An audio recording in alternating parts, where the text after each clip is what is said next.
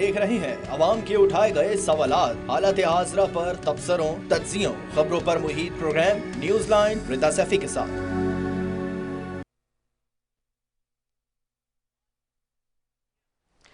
अस्सलाम वालेकुम। Programme news line के साथ मैं हूं मुनीबा गुल बाजवा। आज हम प्रोग्राम में डिस्कस करेंगे, हमने देखा कि कल शांगला में जो बशाम का इलाका है वहाँ पर 5 चीनी बाशिंदों की जो है वो अमवात होती हैं, बल्कि दहशतगर्दाना हमला कहें इसको।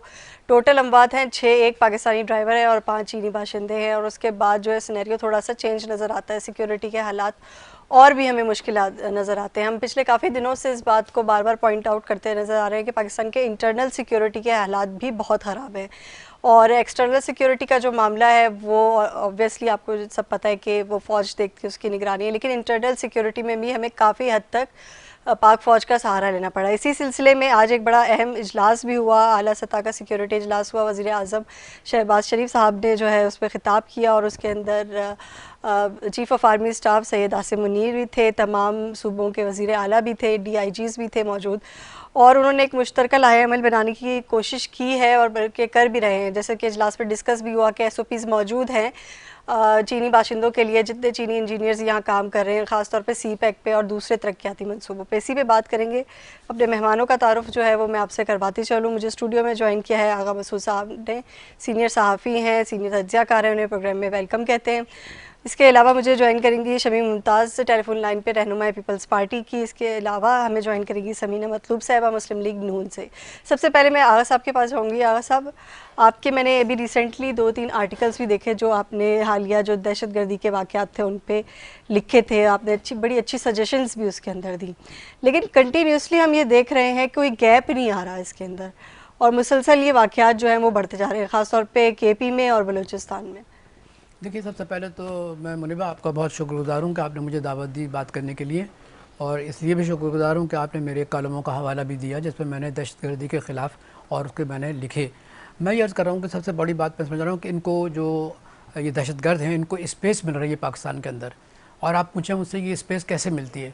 देखिए, स्पेस ये मिलती है कि हमारे जो इंटरनल सिचुएशन है, हमारे पाकिस्तान के अंदरूनी हालात हैं, हम एक दूसरे से लड़ रहे हैं, यानी हमारे दरमियान इत्तेहाद नहीं है। जैसे कायद-ए-आज़म ने कहा था यूनिटी, फेथ एंड डिसिप्लिन, ना हमारे पास यूनिटी है, ना फेथ है, ना डिसिप्लिन है। तो जब चीज़ों का फक़दान होगा तो ज़ाहिर है कि दुश्मन तो ताक में बैठा है। देखिए, पाकिस्तान के रोज़ अव्वल से ही पाकिस्तान के लोग ख़िलाफ़ हैं, और जो आज सूरत हाल हम देख रहे हैं ये कोई एक दिन में डेवलप नहीं हुई है। इससे पहले ज़रब अज़्ब हुआ, इसके बाद रुदुल फसाद हुआ। ये सारे मतलब ये के प्रोग्राम्स आर्मी ने मतलब ये के इनिशिएट किए थे और उसके बड़े अच्छे फ़वाइद निकले, लेकिन हम देखते हैं कि एक्शन प्लान नज़र नहीं आ रहा। आपने पहले भी कहा था, बिल्कुल पिछले हफ्ते मैंने नेशनल एक्शन प्लान का पूछा था, तो जी तो अक्सर लोगों का जवाब ये था कि वो मेरे ख्याल से वो उनके सबकॉन्शियस माइंड में चला गया कहीं पीछे मेमोरी में, और उन्हें याद नहीं है कि एक नेशनल एक्शन प्लान बनाया गया था जिस पे अमल करना था दहशतगर्दी के हवाले से। एक्चुअली दरअसल ये कि हम बात एक ये है कि हम बहुत जल्दी जो है ना चीज़ों को भूल जाते हैं। अब यही जो वाक़या हुआ है डसू डैम में,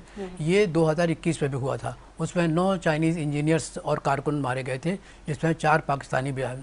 तो आप मुझे बताइए, गैप आज 24 है और ये 21 में वाक़या हुआ है। तो मैं समझता हूँ कि आपको तो एक ज़्यादा अलर्ट होना चाहिए, क्योंकि वो इतना बड़ा मतलब प्रोजेक्ट है पाकिस्तान का, और उससे खैबर पख्तूनख्वा करने पर पूरा पाकिस्तान मुस्तफ़ीद होगा। लेकिन यह है कि हम लोग बहुत जल्दी चीज़ों को भूल जाते हैं, फरामोश कर देते हैं।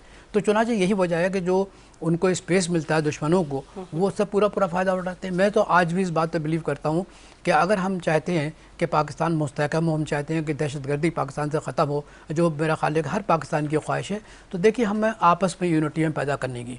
अगर हमने यूनिटी पैदा नहीं की और हम इसी तरीके से एक दूसरे को गद्दार और माफिया कहते रहे, मैं नहीं समझता कि इससे कोई नतीजा निकलेगा। नतीजा उसी वक्त निकलेगा जबकि हम यूनाइटेड हों और यूनाइटेड फ्रंट बनाएं। और यूनाइटेड फ्रंट कैसे बना सकते हैं? मैंने इसलिए बताया कि जो आपने उस दिन कहा था कि एक्शन प्लान को आप रिवाइव करें, revisit. Why don't you revisit action plan? आखिर आपके 2 जो प्लान थे वो तो कामयाब गए, फिर एक्शन प्लान जो है उसको आपने क्यों बैक बर्नर पे रखा? उसको बैक बर्नर पे नहीं रखना चाहिए था। तो आप देखें कि सिर्फ एक हफ्ते के अंदर, मुनीबा आप एक हफ्ते के अंदर देखिए, गवादर पर हमला हुआ, ठीक है, वो तो मेरा ख्याल है 2 बेचारे जवान उन्होंने अपनी शहादत से उनके पूरे कम्प्लेक्स को बचा लिया। इसके बाद तुर्बत नेवल बेस पर कितना देखिए हमला हुआ, ये सिर्फ एक हफ्ते। और इसके बाद ये कि यहाँ डासू डैम पे हुआ। तो मैं ये अर्ज़ कर रहा हूँ कि देखिए, इसमें एक तरफ से हमारी इंटेलिजेंस फेलियर भी है, माफ़ कीजिएगा, किसी को अच्छा लगे या बुरा लगे, लेकिन ये है कि हमें जब ये 3 वाक़यात एक हफ़्ते के अंदर हो रहे हैं तो इसका मतलब ये कि हमारी इंटेलिजेंस कहाँ थी, वो क्या कर रहे थे। और फिर ये कि चाइनीज़ के सिलसिले में तो आपको मालूम है कि कई ऐसे ममालिक हैं जो चाइना के ख़िलाफ़ लड़ रहे हैं। चाइना की जंग पाकिस्तान में लड़ी जा रही है। यानी ये आपको सुन के हैरत होगी कि चाइनीज़ पाकिस्तान को सपोर्ट कर रहे हैं, चाइनीज़ पाकिस्तान को डेवलप कर रहे हैं। चाइनीज़ और पाकिस्तान के दरमियान एक इतना मजबूत, एक इतना मुस्तहकम इत्तेहाद है, वो इस इत्तेहाद को तोड़ना चाहते हैं। तो जब हमें इन सारी चीज़ों का इदराक है, हमें शऊर है, हम समझते हैं कि ऐसा हो रहा है, तो फिर हम क्यों मतलब ये कि चीज़ों को नज़रअंदाज करते हैं, सुस्ती का मुजाहरा करते हैं, गफलत का मुजाहरा करते हैं और फिर हम खामोश हो जाते हैं। और फिर जब वाक़यात हो जाते हैं तो फिर हम बैठ के मीटिंग करते हैं। देखिए आप खुद इतनी माशाल्लाह आप खुद डॉक्टरेट कर रही हैं, देखिए इस तरीके से मामलात हल नहीं होते, खिताब करने से या बातें करने से हल नहीं होता। आपके पास जो एक्शन प्लान वही आपका है, आप एक्शन प्लान के तहत आप काम करें। और मैं आपसे बता दूं कि जो देखिए अगर आप पास इंटेलिजेंस है तो ये जो दहशतगर्द हैं वो क्या करते हैं, मैं आपको आज बता रहा हूँ कि दहशतगर्द किस तरह ऑपरेट करते हैं। मैंने कई ऐसी किताबें पढ़ी हैं। वो क्या करते हैं कि अपना काम करने के बाद वो दोबारा सिविलियन पॉपुलेशन में आ जाते हैं, पता नहीं पड़ता आपको। आपने भी तो कोई कोर्सेज किए ना, अब सिविलियन पॉपुलेशन में आ गए तो किसी को नहीं मालूम कि वो कौन है। अब वो आके रैकी कर लेते हैं, देख लेते हैं हमें क्या करना है।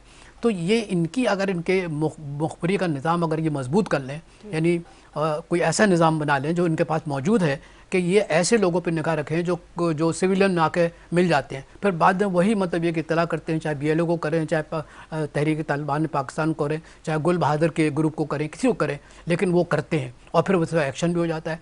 तो मैं ये समझ रहा हूँ कि अगर हमने इस सिलसिले में अगर वाकई हम चाहते हैं कि पाकिस्तान के अंदर we should eliminate the terrorism, we must actually be united and at the same time our intelligence network should be very strong. Very strong, बिल्कुल ठीक आप कह रहे हैं। मैं चाहूँगी कि शमीम साहिबा, इन्होंने मुझे ज्वाइन किया है, मैं उनसे भी पूछूँ। शमीम साहिबा, एक और वाक़या हमने कल देखा, इससे पहले भी हम देखते आए हैं, PC गवादर का भी वाक़या था, दोबारा भी जैसे आगा मसूद साहब ने कहा कि एक हफ़्ते के अंदर 3 वाक़यात होते नज़र आ रहे हैं। अब चाइना से जो हमारे ताल्लुकात हैं वो बड़े बरादराना हैं, उन्होंने हेल्प की है, ये इसका इजहार करते हुए जो है वज़ीर आज़म भी नज़र आए और बाकी लोग भी नज़र आए। लेकिन क्या सिर्फ एक आला सतही इजलास कर लेने की वजह से आप समझते हैं कि काफ़ी हद तक टेररिज्म कंट्रोल हो जाएगा? क्योंकि ये तो सैबोटाज करने की साजिश है। आप जहाँ भी देखें बेसिस को हमला बनाया जा रहा है या डैम्स को हमला बनाया जा रहा है या CPEC के मंसूबे को जो है वो सैबोटाज किया जा रहा है। शमीम साहब आपको मेरी आवाज़ आ रही है? शमीम साहिबा आपको मेरी आवाज़ आ रही है? अच्छा, मेरे ख्याल से कोई टेक्निकल फॉल्ट है जिसकी वजह से शमीम मुमताज़ साहिबा को मेरी आवाज़ नहीं आ रही।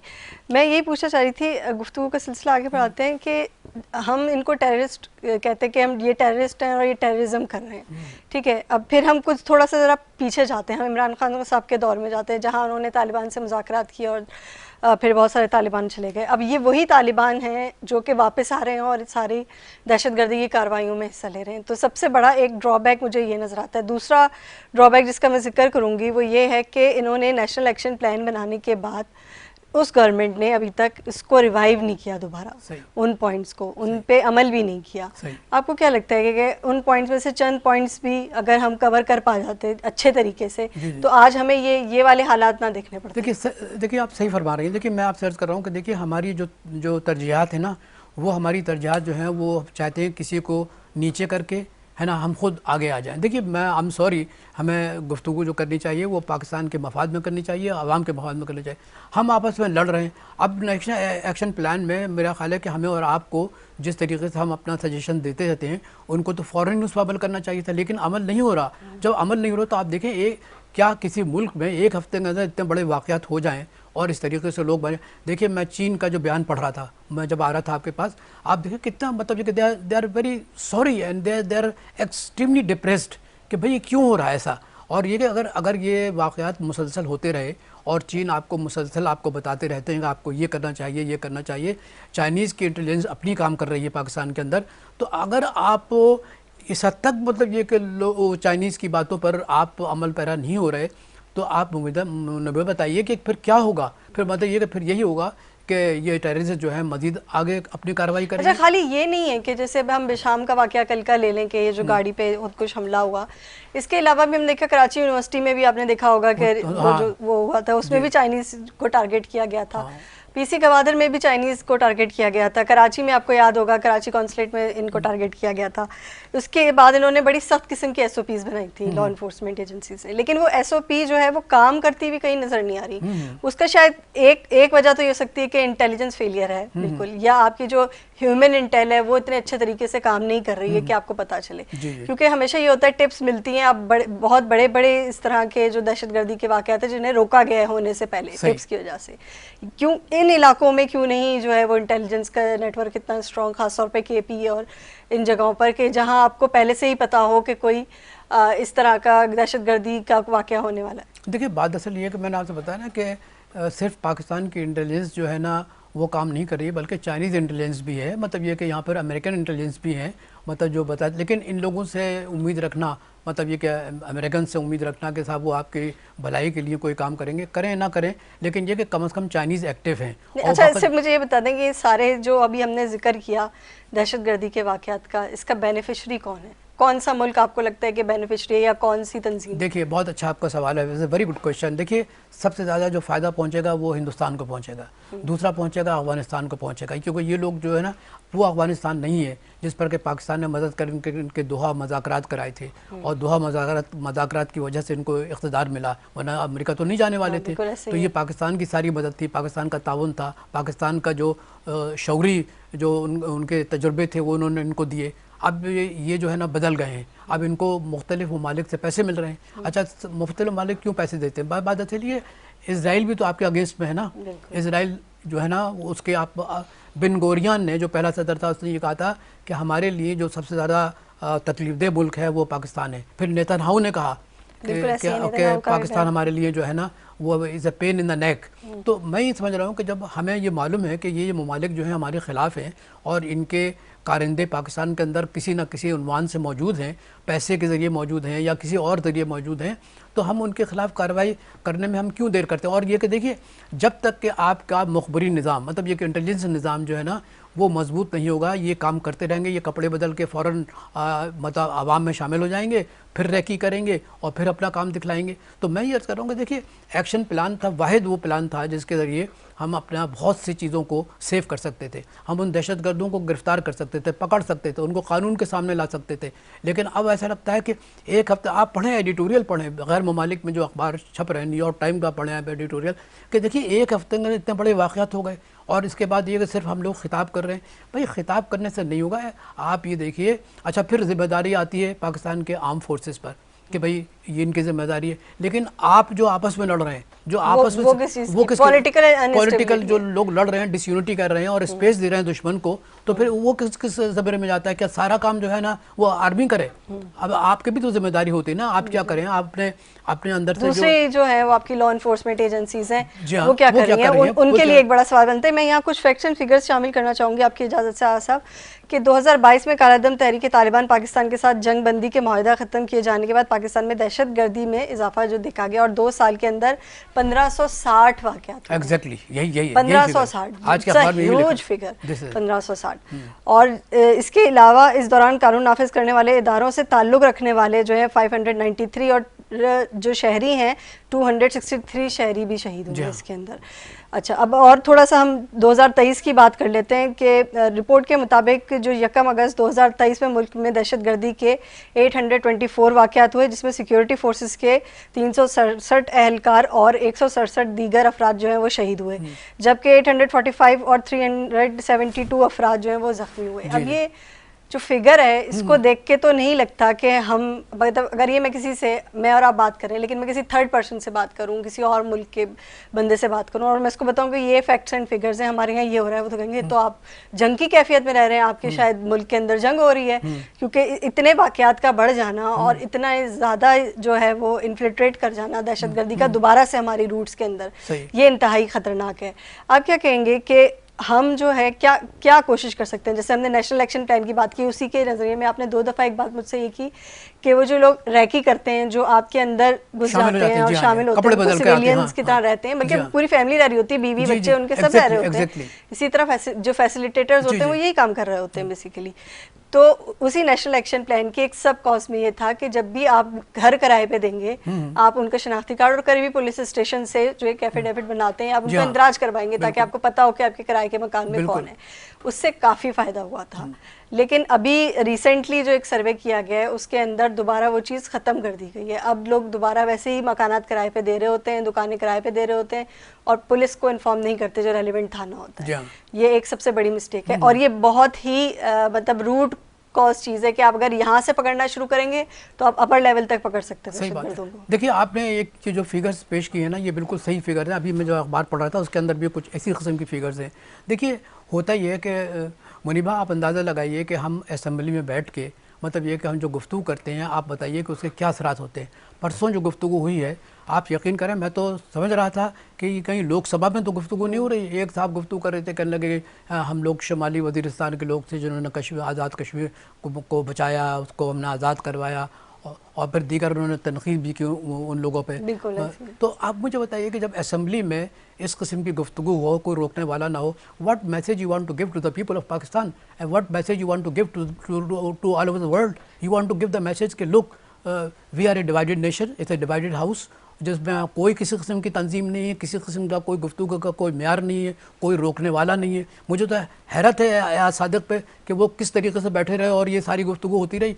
भाई, बात असल ये है कि आप लोकसभा में करके देखिए ऐसी गुफ्तगू हिंदुस्तान के ख़िलाफ़, आप फ़ौरन मतलब ये निकलते ही आप गायब हो जाएंगे। तो मैं अर्ज़ कर रहा हूँ कि देखिए, हमारा जो आपस की लड़ाई है ना, उसकी वजह से जो है हमारा दुश्मन है ना, पूरा फ़ायदा उठा रहा है। और ये जो स्पेस इसको ना एक्सप्लेन करते हैं आपस की लड़ाई को। हम जो है एक कौम नहीं है, सबसे पहले बात ये है। पाकिस्तान में हम कह रहे हैं कि जी हम एक कौम है, हम एक कौम नहीं है, हम हैं लोग और हम हजूम हैं। फिर हम इथनिसिटी पे, हम भीड़ हैं और हम इथनिसिटी पे डिवाइडेड हैं, हम रेसिज्म पे डिवाइडेड हैं, हम लैंग्वेज पे डिवाइडेड हैं, फिर हम इलाकों के लिहाज से डिवाइडेड हैं, फिर हम रिलीजियसली फ़िक़े के हिसाब से डिवाइडेड हैं। जब हमारे अंदर इतनी सारी डिवीज़न है ओवरऑल पाकिस्तान के अंदर, तो ये जो यूनिटी, फेथ और डिसिप्लिन, ये कहाँ से आएगा फिर? देखिए, बात असल ये कि मैं आपकी बात से, आपने जिस किस्म की आपने पॉइंट्स अवामिल बताए हैं कि इन अवामिल की वजह से जो है डिसयूनिटी है, बिल्कुल आप सही फरमा रही हैं। लेकिन एक बात सुनिए कि एक देखिए, हुकूमत का एक गुड गवर्नेंस भी होती है। गुड गवर्नेंस की वजह से जो है ना, ये चीज़ें जो है पीछे छुप जाती हैं। क्या हिंदुस्तान के अंदर कितनी कौमियतें हैं? मेरा ख्याल है कोई तकरीबन 22 कौमियतें हैं और मेरा ख्याल है कोई 40-50 लैंग्वेजेस हैं। वहाँ तो मतलब ये कि इशू होते हैं, ऐसा नहीं कि वहाँ इशू नहीं है, वहाँ भी मतलब ये कम्युनिस्ट पार्टी जो है लड़ रही है, वहाँ पे भी मतलब ये कि इस किस्म की दहशतगर्दी है। लेकिन वहाँ काबू कर लिया। उसकी वजह ये है कि वहाँ पर जो मतलब लोगों का जो उनका जो म्यार है, मतलब जो सोचने का म्यार है, उनको वो उसके लिहाज से मतलब ये कि मदद करते हैं। हमारे यहाँ सूरत हाल क्या है कि हम अपने मफादात को देखते हैं। मतलब instead of governing Pakistan in a better way, we are looking our own interest, कि हमारा इसमें क्या इंटरेस्ट है, हमारे दोस्तों का क्या इंटरेस्ट है। अगर वो इंटरेस्ट पूरा हो रहा है तो पाकिस्तान चल रहा है, अगर वो इंटरेस्ट पूरा नहीं हो रहा तो Pakistan is going down the drain. तो ये जो सूरत हाल हमारी सोचने के अंदाज है, जो हम अपने मफादात को पहले आगे रखते हैं, अपने मुल्क के मफादात को पीछे रखते हैं। देखिए, ये मैं बात सब बता रहा हूँ इस प्रोग्राम में और हमारे आपके दरमियान जो गुफ्तगू हो रही है, बड़ी साफ़ और शफाफ हो रही है कि अगर हमने इस किस्म के रवैये अपने नहीं बदले, अपने मफादात को सामने रखा, अपने इक़्तिसादी मफादात को सामने रखा, आवाम के मफादात को छोड़ दिया, तो आप मुझे बताइए कि फिर तो जो दहशतगर्द है वो तो पूरा फ़ायदा उठाएगा कि अगर है भाई इनके अंदर तो ये डिवाइडेड हाउस है। भाई, जिस घर में अगर फ़ायदा उठा रहा है, बिल्कुल उठा रहा है, यही तो आप मुझे बताइए कि एक हफ्ते के अंदर इतने बड़े वाक़यात हो जाना, और फिर ये कि उस पर आप सबसे ज़्यादा आपको मालूम है, आप चाइनीज़ के वो देखिए, जो अंग्रेज़ी में उनके जो रेडियो शुरू हुए हैं, आप देखिए, they are very much perturbed, they are too much perturbed, rather I must say कि they have gone under depression कि यार ये क्या हो रहा है हमारे साथ। देखिए, टारगेट क्या है? टारगेट ये है China is target, they want to dismantle the relationship between Pakistan and China. And once China actually, if अगर यही वाक़यात होते रहे, चाइना से बैक ऑफ हो गया, तो फिर क्या होगा? फिर वो अगर वो कहते हो अभी गुड बाय है ना, फिर क्या करेंगे? Where you stand up. आपकी अपनी खारजा पॉलिसी भी बड़ी कमज़ोर है, आपकी इकोनॉमी कमज़ोर है, आपके दोस्त आपके साथ बस इस हद तक हैं कि कुछ पैसे आप ले लें, बस वही आपकी दोस्ती है। भाई, दोस्ती ऐसे थोड़ी होती है। तो आखिर हमारा दुश्मन इंडिया भी तो अपनी फॉरेन पॉलिसी चला रहा है, किस तरीके से मतलब इसराइल को भी साथ दे रहा है, वहाँ पैसे भी साथ दे रहा है, चाइना के साथ भी ट्रेड कर जी हाँ, रहा है। ट्रेड कर रहा है, बहुत बड़ी ट्रेड चाइना के साथ कर रहा है। लेकिन इसलिए कर रहा है ना कि China is a strong country, वहाँ यूनिटी है, वहाँ की कम्युनिस्ट पार्टी के अंदर बहुत यूनिटी है, वहाँ के लोगों में यूनिटी है, और वहाँ के लोगों की यूनिटी की वजह से जो इकोनॉमिक पावर है वो इतनी बड़ी है कि हिंदुस्तान कभी पहुँच भी नहीं सकता। हिंदुस्तान लाख कोशिश करे अमेरिका की मदद से, इसराइल की मदद से, जो इकोनॉमिक प्रोग्रेस चाइना ने अटेंड की है, आप देख लीजिएगा 2025 के अंदर China will be the number 1 economy of the world. तो ये हम लोग क्यों नहीं समझ रहे, हम कब तक चाइनीज़ की बातों को इग्नोर करते रहेंगे। देखिए चाइनीज़ का बहुत बड़ा स्टेक है पाकिस्तान में, इतना बड़ा स्टेक है, आप मुझे बताइए 60 बिलियन से डॉलर से ज़्यादा पाकिस्तान में इन्वेस्टमेंट हुआ है चाइना ने, और अब भी वो कर रहा है। अब जब ये सेकंड फेज शुरू होगा, होने वाला है, तो आप मुझे बताइए सेकंड फेज में इंडस्ट्रियलाइजेशन होगा, एग्रीकल्चर डेवलपमेंट होगा, इसके बाद इकोनॉमिक जोन्स बनेंगे, फॉरेन इन्वेस्टमेंट आएगा। आप मुझे बताइए कि आप खुद भी डॉक्टरेट कर रही हैं, कैसे आएगा foreign investment once you are in fear and state of war. आप खुद कहते हैं ना, असेंबली में बैठ के कहते हैं पाकिस्तान जो है हालत जंग में। मैं कहता हूँ ऐसे लोगों को शर्म आनी चाहिए कहते हुए कि पाकिस्तान हालत जंग में। आप आइडेंटिफाई करें उस दुश्मन को और फिर आप लड़ें। पाकिस्तान हालत जंग में नहीं है, पाकिस्तान एक is a very progressive state, Pakistan के अंदर बेपनाह क़ुव्वतें हैं, लेकिन हम क्योंकि आपस की लड़ाई है, मफादात की लड़ाई है, इसकी वजह से पाक दुश्मन फ़ायदा उठा रहा है, और ये फ़ायदा जो उठाता रहेगा अनटिल अनलेस के we are not going to review our self. अगर हमने अपना आप का एहतसाब नहीं किया, अपना खुद का एहतसाब नहीं किया, तो आप यकीन कीजिएगा हमें और मज़ीद नुकसान पहुँचेगा। ठीक है, हम इस पे मज़ीद गुफ्तगू करेंगे। मैं यहाँ एक ब्रेक लेना चाहूँगी, एक शॉर्ट कमर्शियल ब्रेक लेते हैं, गुफ्तगू का सिलसिला जारी रखेंगे।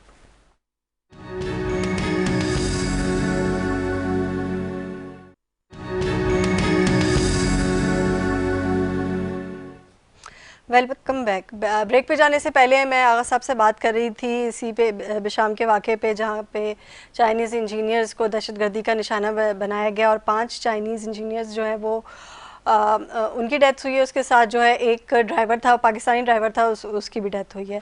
इसी पे मज़ीद हम गुफ्तगू करेंगे। मुझे ज्वाइन किया टेलीफोन लाइन पे ब्रिगेडियर रिटायर गजनफ़र अली साहब ने। आपको वेलकम कहते हैं प्रोग्राम में। गजनफ़र साहब, हम बात कर रहे थे आगा मसूद साहब और मैं कि एक नेशनल एक्शन प्लान बनाया गया था, और नेशनल एक्शन प्लान के बाद उस पर 1-2 साल थोड़ा काम भी किया गया। कुछ उसकी शकें जो 20 पॉइंट थे वो कम करके करने की कोशिश की गई, 4-5 पॉइंट्स को। क्या अगर वो नेशनल एक्शन प्लान कंटिन्यू रहता अभी तक, क्योंकि पिछली गवर्नमेंट ने उस पर अमल नहीं किया, जब हम इमरान खान की गवर्नमेंट की बात करते हैं तो उन्होंने तो बिल्कुल नहीं किया। अता तारड़ साहब ने भी यही बात बोली कि अगर किसने मना किया था उन्हें कि नेशनल एक्शन प्लान की एपेक्स कमेटी या उसके इजलास ना करें, ना उस पर अमल दरामद ना करें। आप क्या समझते हैं, क्या वाकई दोबारा रिवाइव होना चाहिए नेशनल एक्शन प्लान को? नेशनल एक्शन प्लान तो एक डॉक्यूमेंट है, और उसके अंदर जो भी चीजें की गई थी वो भी एक रिएक्टिव फेज के तौर पे की गई थी। यानी जब एपीएस पे हमला हुआ, बच्चे शहीद हुए, और वहाँ पे इतने सारे बच्चों के फूल जैसे बच्चों की जानें ज़ाया हुई, तो उसके रिएक्शन के तौर पे उसकी बाद जो है नेशनल एक्शन प्लान बनाया गया। और उसके अंदर जो भी चीज़ें थी वो दहशतगर्दी को भी कंट्रोल करने के लिए और दहशतगर्दी के मुतालिक जो इक़दाम थे उन पे तवज्जो देने की तरफ माइल थी। लेकिन उस प्लान के साथ, खाली प्लान की 20 शिकों के साथ, बुनियादी जरूरत इस बात की थी कि उस प्लान के बनाने से पहले एक काउंटर टेररिज्म स्ट्रेटेजी जो है वो बनाई जाती, और वो बुनियादी जरूरत है किसी भी प्लान को इम्प्लीमेंट करने के लिए। अब उसमें 2 चीजें हैं। एक तो है जो आप दहशतगर्दी से लड़ने के लिए एक आस्तक देते हैं जिसको आप ऑपरेशनल स्ट्रेटेजी कहते हैं। ठीक है। और ऑपरेशनल स्ट्रेटेजी जो है वो अमूमन जो वो फोर्सेस जो दहशतगर्दी से लड़ रही होती हैं, जैसे हमारे यहाँ पुलिस है, फौज है, रेंजर्स है, एफसी है, जो दहशतगर्दी के मैनेज से लेवीज हैं जो इस चीज को फेस कर रही हैं, तो उन्होंने अपने अपने हिसाब से इंटेलिजेंस बेस्ड ऑपरेशन के तौर पे, डायरेक्ट कन्फ्रंटेशन के तौर पे, वाइड स्केल ऑपरेशन के तौर पे, कॉम्बिंग ऑपरेशन के तौर पे, सर्च एंड किल ऑपरेशन के तौर पे स्ट्रेटजीज बनाई हुई हैं। लेकिन उसके साथ जो उसके अंदर इनपुट बाकी डिपार्टमेंट से होनी चाहिए, या इनपुट जो है आपकी इकोनॉमी के हिसाब से, सोशल सिस्टम के हिसाब से, रिलीजियस हार्मोनी के हिसाब से, सेक्टेरियनिज्म के हिसाब से होनी चाहिए, वो उसके अंदर मिसिंग है। तो एक वाइड लिंक रह जाता है। क्या वो स्ट्रेटेजी आज तो नहीं शुरू हुआ पाकिस्तान में दहशत, आज तक वो किसी भी हुकूमत की तरफ से एक वो कॉम्प्रिहेंसिव काउंटर टेररिज्म स्ट्रेटेजी बनाई ही नहीं गई। दूसरी बात, जब आप चाइनीज की तरफ इशारा करते हैं कि चाइना के 5 इंजीनियर जो है उनको हलाक कर दिया गया, तो आप मुझे ये बताइए क्या किसी ने ये सोचा है कि इसी तरह का एक ऑपरेशन, इसी तरह का एक इंसिडेंट जुलाई 2021 में भी हुआ था, जिस वक्त 9 चाइनीज इंजीनियर को जो है टारगेट किया गया था। हमने जिक्र किया उसका भी प्रोग्राम में। तो उसी जगह पर उसी तरीका कार से, यानी एक गाड़ी जिसके अंदर एक्सप्लोसिव भरा गया और उसके अंदर को 20-30-40 केजी एक्सप्लोसिव होगा, वो आती है उसी जगह पे दासूर के नजदीक, उसी हाइड्रो पार्क प्रोजेक्ट के नजदीक, वो आके सिर्फ हिट करती है उन चाइनीज की गाड़ी को जिसमें वो चाइनीज इंजीनियर जा रहे। पहली बात तो यहाँ पे होती है कि उनको, इन दहशत गर्दों को ये इन्फॉर्मेशन किसने प्रोवाइड की कि जी इस रूट पे इस स्पेसिफिक टाइम के ऊपर जो है वो ये गाड़ी इंजीनियर को लेके जा रही होगी। इसका मतलब है कोई मोल है जो वापस के अंदर ये बाकी बैठा हुआ है, उसने ये बताया। दूसरी बात ये है कि ये जो गाड़ी तैयार की गई, ये तो नहीं हुआ होगा ना, आप सोचे एक सेकंड को कि सुबह किसी ने उनको बताया कि जी चाइनीज इंजीनियर जा रहे हैं, उन्होंने 2 घंटे में गाड़ी तैयार कर ली, और भाई गाड़ी के अंदर एक्सप्लोसिव रख के उसको आर्म करके उसके ट्रांसमिशन के जरिए एक सिस्टम को चेंज करना पड़ता है, कुछ टाइम चाहिए होता है, कम से कम 1 महीना चाहिए होता है गाड़ी को तैयार करने की। चले 1 महीना की कम करके आप 10 दिन लगा दे, 20 दिन लगा दे, तो इसका मतलब है कि इन चाइनीज के आने का प्लान, इनका ट्रैवल प्लान जो है वो पहले से उनको फीड किया गया था और वो वापदा की जिम्मेदारी थी उनकी प्रोटेक्शन। दूसरी चीज ये है कि अगर 5 इंजीनियर जा रहे थे तो why were they going in one way? एक ग्रीन पाकिस्तान के अंदर प्रोटोकॉल के तौर पे, VVIP प्रोटोकॉल के तौर पे, SSL के प्रोटोकॉल के तौर पे एक SOP होती है जिसके मुताबिक कहा जाता है कि आप अगर एक सॉफ्ट टारगेट है तो उनको एक ही गाड़ी में या एक ही वैन में या एक ही वैन में मिला, इससे पहले आप सफर कर चुके हैं इस चीज को। अब बात यह है कि आप लाख बातचीत कर रहे हैं, आप एक्शन प्लान बनाएंगे, फलाना करेंगे, ये करेंगे, होगा। आप मुझे बताएं इन सवालों का कौन जवाब देगा? ये नेग्लिजेंस जो है ये कोई चाइनीज एम्बेसी में जाके उनसे टारगेट करने से तो पूरी नहीं हो जाएगी ना। एक ही मुल्क है जो पाकिस्तान के साथ खड़ा हुआ है जिसका नाम चाइना है, जो आपके साथ बेल्ट कंट्रोल प्रोजेक्ट में इन्वॉल्व है, जो सी पैक करने की कोशिश कर रहा है। और अगर ये तवातुर से इंसिडेंट होते रहे तो चाइना के अंदर से चाइनीज पब्लिक का प्रेशर नहीं आएगा उनकी हुकूमत पे? बिल्कुल प्रेशर बिल्कुल आएगा। हम यही बात कर रहे हैं ब्रिगेडियर साहब, हम भी यही बात कर रहे हैं। और ना हम इस बात पर भी फोकस हो रहे थे, थोड़ा सा इस पर भी डिस्कस करना चाह रहे थे कि जब ये एक हफ्ते में 3 वाक़यात हैं, इसके अलावा भी पिछले 2-3 महीने में देख लें, वैसे मैंने फैक्ट्स एंड फिगर्स भी बताया कि 2 साल के अंदर 1500 के करीब वाक़यात हुए हैं दहशतगर्दी के। तो इतने ज़्यादा वाक़यात में इंटेलिजेंस फेलियर तो आपको क्लियरली नज़र आ रहा है ना। क्या हमारी ह्यूमन इंटेल कम हो गई है, क्या हमारे इदारे आपस में इंफॉर्मेशन शेयरिंग नहीं कर रहे हैं? क्योंकि जब तक आप इंफॉर्मेशन शेयर नहीं करेंगे, आपको टिप्स नहीं मिलेंगी, तो आप उसके बाद जो है ऑपरेशन जो है वो शुरू नहीं कर सकते। या अगर कोई और राइवल एजेंसी आपके यहाँ ऑपरेशन कर रही है तो आप काउंटर इंटेलिजेंस का ऑपरेशन नहीं कर सकते जब तक आपको पता ही नहीं होगा। तो यहाँ तो हमें ऐसा लग रहा है कि पता ही नहीं है कि कब हमला होना होता है। जी बिल्कुल, मैं यही कह रहा हूँ ना कि पता तो चले छोड़े, बल्कि इंफॉर्मेशन फीड की गई है इस पर्टिकुलर ऑपरेशन में दहशतगर्दों को कि इतने चाइनीज इंजीनियर इस टाइम पे इस रूट पे इस तरीक़ाकार से मूव कर रहे होंगे। अब उसका जिम्मेदार कौन है? मतलब वापदा के हाई अप उसके जिम्मेदार है ना, they should be made accountable for that. वो नहीं होगा। दूसरी बात ये है कि इंटेलिजेंस जहाँ पे होती है, आपने देखा होगा पिछले दिनों एक तो दहशतगर्दों के ऑपरेशन तो हुए ही, लेकिन सिक्योरिटी फोर्सेज ने भी काफी इंटेलिजेंस बेस्ड ऑपरेशन किए और उसने काफी दहशतगर्द मारे गए, उनके कमांडर्स भी मारे गए। तो जहाँ पे इंटेलिजेंस थी वहाँ पे ऑपरेशन किए गए और वहाँ पे लोगों को मारा गया। बहुत बड़ा कमांडर था, TTP था, 2 थे, वो मारे गए थे पिछले दिनों टांग में किधर ऑपरेशन हुआ था। लेकिन जहाँ पे ऑपरेशन नहीं थी, जहाँ पे इंटेलिजेंस नहीं थी, जहाँ पे इंफॉर्मेशन नहीं थी, वहाँ पे आपने देखा कि दहशतगर्द कामयाब हो गए। अब ये जो इंफॉर्मेशन होती है, ये तो आप पहले वो खबर होती है, उस खबर को कोलैबोरेट किया जाता है मुख्तलिफ एजेंसीज के जरिए, उसके बाद जो इंटेलिजेंस में कन्वर्ट होती है। इसका मतलब ये है कि जो मुख्तलिफ एजेंसीज हैं जो काम कर रही है इस पर्टिकुलर हॉस्पिटल, उनमें किसी के पास भी खबर नहीं थी इस तरह दहशतगर्दों भी चाहिए। मेरा भी यही पॉइंट है कि ऐसा क्यों है कि क्यों बिल्कुल ही कोई टिप नहीं है। इससे पहले तो 10,000 टिप्स जो है वो आती थी और बड़े बड़े जो है दहशतगर्दी के वाकयात को रोका गया है इसी इंटेलिजेंस की वजह से।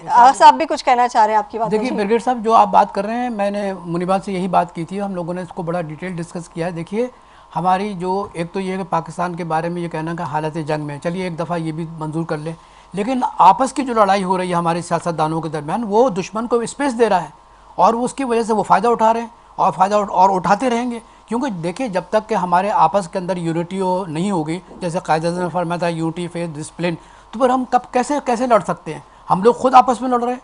तो मेरा कहने का मकसद ये है कि जो स्पेस हम दुश्मन को दे रहे हैं, और चाइनीज़ के अंदर आप बिल्कुल सही फरमा रहे हैं कि जब चाइनीज़ के आवाम में जब रिएक्शन आएगा और आना शुरू हो गया है, तो आप मुझे बताइए कि फिर किस को कौन who will come actually to save Pakistan and fight these और हमारा फ्यूचर भी स्टेक पे लगा हुआ है। अगर हमारे पास से चाइनीज इन्वेस्टमेंट चली जाती है तो बाकी जो आने वाली फॉरेन डायरेक्ट इन्वेस्टमेंट्स हैं उनका तो हम पर बिल्कुल भी यकीन नहीं होगा।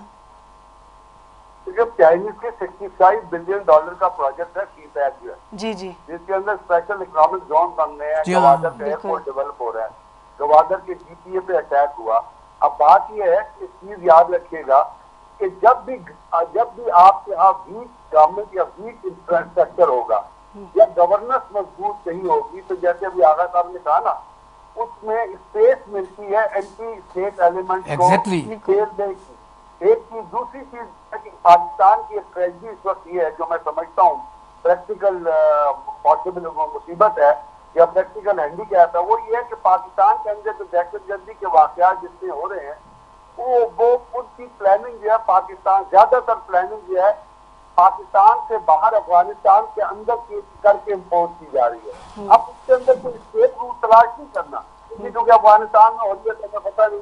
उसके अंदर आदमी जो लोग इस्तेमाल हो रहे हैं वो हमारे इस्तेमाल हो रहे हैं, और बहुत सारे वो लोग इस्तेमाल हो रहे हैं जो पाकिस्तान के अंदर इल्लीगल अफगानी जो बाशिंदे थे, जी बिल्कुल, गैर मुकामी जो लोग कह रहे, जिससे सारे खुदकश हमले हुए हैं जिसमें अफगानी इन्वॉल्व थे। और दूसरी चीज ये है कि अफगानिस्तान में तालिबान की हुकूमत जो है वो बाकायदा एक ऑर्गेनाइज प्लान के तौर पे, जो अमेरिकन ने हथियार छोड़े थे, जिसके अंदर एक्सप्लोसिव भी था, जिसमें एनवीजी भी थी, जिसमें थर्मल इमेजर्स भी थे, जिसमें ऑटोमेटिक वेपन भी, वो इन दहशतगर्द ग्रुपों के हाथ में कर रही है, उनको दे रही है पाकिस्तान के अंदर इस्तेमाल करने के लिए। और एक और चीज ये कि अफगानिस्तान के अंदर जो पाकिस्तान से भागे हुए दिन बहादुर जैसे जो लोग हैं, और बाकी उनका अफगानिस्तान की हुकूमत से और सिराजुद्दीन अकाली नेटवर्क से बहुत क्लोज नेक्सस चल रहा है, और वो बहुत पुराना नेक्सस है। और उसका एतराफ कॉन्स्पिरेसी थ्योरी के तौर पर नहीं कह रहा, अभी गुल बहादुर की रिपोर्ट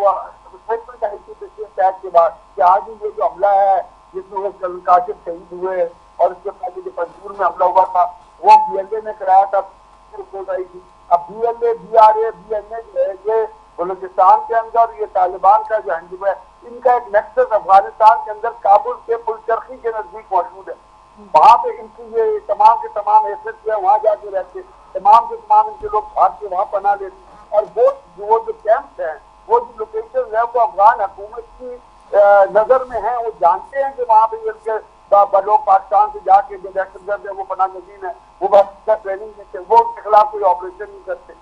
अच्छा ब्रिगेडियर साहब, एक क्विक कमेंट मुझे चाहिए आप दोनों हजरात से, ये कि हमले तो हो रहे हैं और कोशिश भी की जा रही है। आज हमने ये इजलास भी देखा आला सतही, और उसके अंदर मुख्तलिफ बातें भी हुई होंगी जो अभी मीडिया पे एक्सपोज नहीं हुई, लेकिन क्या मुझे आप ये बता सकते हैं कि जब हमें पता है कि अफगानिस्तान में बेसिस हैं दहशतगर्दों की, हमें पता है कि हमारे दूसरे पड़ोसी ममालिक में जो है वो दहशतगर्द छुप के बैठे हुए हैं और वहाँ से फैसिलिटेट होकर आ रहे हैं, तो क्या हम सिर्फ डिमांड के अलावा उनके लिए कोई स्ट्रॉन्ग रिएक्शन नहीं कर सकते? कोई और स्ट्रेटेजी नहीं हो सकती हमारे पास? जी, रिएक्शन के तौर पे तो हमने वहाँ पे उसके सेफ हाउसेस के ऊपर बमबारी की है ना। जी जी। उसके बाद देखिए क्या जो अमेरिका ने उसको सपोर्ट की, यहाँ की जो दहशतगर्दी कहते हैं उनको हिट करना चाहिए। दूसरी बात ये सोचिएगा कि चाइनीज जो है हुकूमत जो है वो इवन अफगानिस्तान के अंदर बहुत सारे इकोनॉमिक प्रोजेक्ट चल रही है। अच्छा। उसमें वो एक लिथियम बैटरी वाला प्रोजेक्ट भी हो रहा है, क्या वो अपना रेलवे ट्रैक भी बनाने की कोशिश कर रहे हैं। अब लेटेस्ट खबर ये है कि चाइनीज वहाँ पे तेल भी निकालने की कोशिश कर रहे हैं, और अफगानिस्तान हुकूमत के साथ उनका जो टैक्स हुआ है वो 60-40 के तौर पे वो चीज। तो हमें वो चीजें करने की मेरा ख्याल है, वो हो चाहे नहीं हो, एक तो ये कि हमें अमेरिकन और चाइनीज गवर्नमेंट को भी इन्वॉल्व करना चाहिए, ईरानियन से बात करनी चाहिए, क्योंकि ईरान के अंदर भी दहशतगर्दी के वाकयात होते हैं और हमें इस तरह एक प्रेशर भी डालना चाहिए अफगान गवर्नमेंट पर। ठीक है बिल्कुल। बहुत शुक्रिया ब्रिगेडियर साहब की राय का। जी लेकिन मैं ये समझता हूँ कि देखिए चाइनीज ने तकरीबन $6 बिलियन का इन्वेस्टमेंट किया है अफगानिस्तान में, और ये कि अफगानिस्तान में वो मिनरल जो है वो निकाल रहे हैं, ठीक है ना। तो हाँ, और इसके अलावा भी उनका और भी मतलब प्रोग्राम्स हैं, कुछ इनके एग्रीकल्चर प्रोग्राम्स चाइनीज। तो मैं समझता हूँ कि चाइनीज़ को इस सिलसिले में बिल्कुल सही कहा ब्रिगेडियर साहब ने कि चाइनीज़ गवर्नमेंट को इन्वॉल्व किया जाए कि आप क्योंकि अफगानिस्तान में काम कर रहे हैं, अफगानिस्तान में आपका इन्वेस्टमेंट है, तो मेहरबानी करके आप इन लोगों को रोकें कि आप इस किस्म की जो दहशतगर्दी कर रहे हैं, इससे हमारे प्रोजेक्ट मुतासर हो रहे हैं, हमारी दोस्ती मुतासर हो रही है, हमारे दुश्मनों को फ़ायदा पहुँच रहा है और वो हमें कमज़ोर करने की कोशिश कर रहे हैं। आप यकीन करें कि अगर हमने चाइनीज़ का इस तरीके से कॉन्फिडेंस गेन कर लिया तो यकीन कीजिए कि कम से कम अफगानिस्तान के अंदर से तो सूरत हाल में बेहतर हो सकती है। और दूसरी तरफ हिंदुस्तान की जहाँ तक बात है, तो आपको तो मालूम है कि हिंदुस्तान तो आपके साथ जो है ना किसी तरीके से बात करने को तैयार नहीं है। वो कोशिश ये करेगा कि they want to destroy Pakistan. अब ये है कि ये उनका रोज़े अव्वल से उनका ये प्लान है, नरेंद्र मोदी का तो प्लान और ज़्यादा बढ़ गया है। तो हमें इस लिहाज से और ज़्यादा हमें मेरा ख्याल एक्टिव होना चाहिए and we must give confidence to the Chinese कि we are ready to cooperate with you at any extent. ठीक है, बहुत शुक्रिया आगा साहब अपनी राय देने के लिए प्रोग्राम में। और प्रोग्राम के आखिर में मैं कहना चाहूँगी कि दहशतगर्दी के वाक़यात जो बढ़ते जा रहे हैं मेरा ख्याल से, और हमने जो पैनल में डिस्कशन की, इसलिए से नेशनल एक्शन प्लान को दोबारा रिवाइव करने की और रिफॉर्म करने की ज़रूरत है। और जिस तरीके से ब्रिगेडियर साहब कह रहे थे कि आप अपने नेबरिंग कंट्रीज से और जो इन्वेस्टमेंट कर रहे हैं कंट्रीज़, उनसे बात करें तो बहुत हद तक जो है ये टेररिज्म के वाक़यात जो है वो कंट्रोल हो जाएंगे। इसी के साथ मुनीबा गुल और न्यूज़ लाइन की टीम को दीजिएगा इजाज़त। अल्लाह हाफ़िज़।